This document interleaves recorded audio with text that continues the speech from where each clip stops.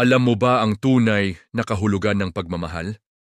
Sa mga kalye ng Maynila, may isang kwento ng simpleng kabutihan na nagpapaalala sa ating lahat kung gaano kaganda ang mundo kapag may malasakit tayo sa isa't isa.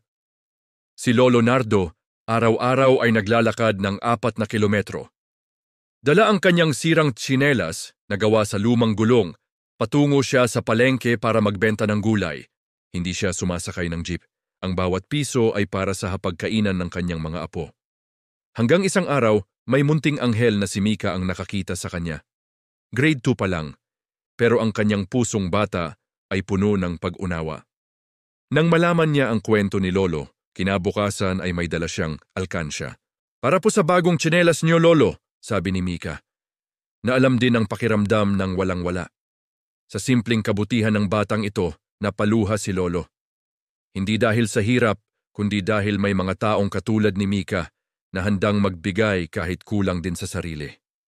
Kung nagustuhan mo ang kwentong ito, i-like at i-share mo para mas marami pang makaaalam ng gandang dulot ng pagtulong sa kapwa.